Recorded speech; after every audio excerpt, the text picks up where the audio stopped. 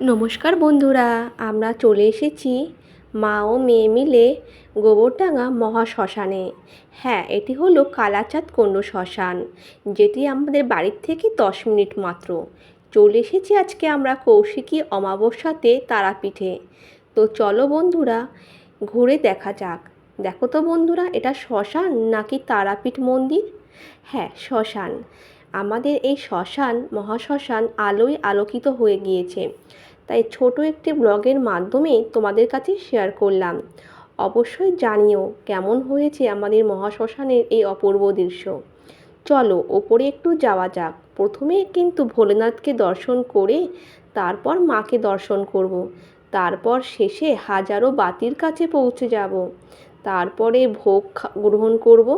ভোগে কি না ছিল না, ফল ফলাদি মিষ্টান্ন, তারপরে ছিল রসনা, ফ্রুটি, খিচুড়ি, আলুর দম, লুচি, পায়েস, নানান রকম। তো বন্ধুরা, যেন মনে হচ্ছিল দীপাবলি। আমি আর মা তো গিয়েছিলাম, বাড়িতে আসতে ইচ্ছাই করছিল না। তো আমরা একটু নিজেদেরকেও তুলে ধরবো, সমস্তটাই ঘুরিয়ে ঘুরিয়ে দেখাবো।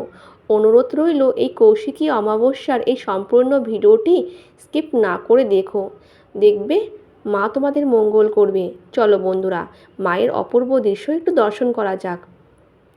দেখে নাও বন্ধুরা, ভোলেনাথকে এখানে ফুল দিয়ে সাজানো হয়েছে এবং নিচে বসেছে মেলা, মানুষের মেলা। তারই মাঝে মা ও মেয়ে আমরা দুজনা মিলে একটু ক্যামেরার সামনে তুলে ধরলাম নিজেদেরকে।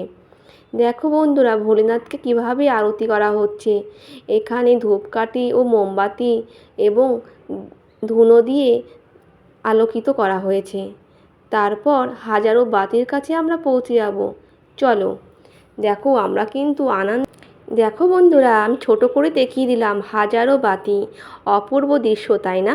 যদি ভিডিওটি তোমাদের ভালো লেগে থাকে একটি লাইক করে দিও, চ্যানেলটি সাবস্ক্রাইব করে দিও, আর এভাবে সাপোর্ট করো। নেক্সট ব্লগে আবার আসছি। টাটা বন্ধুরা।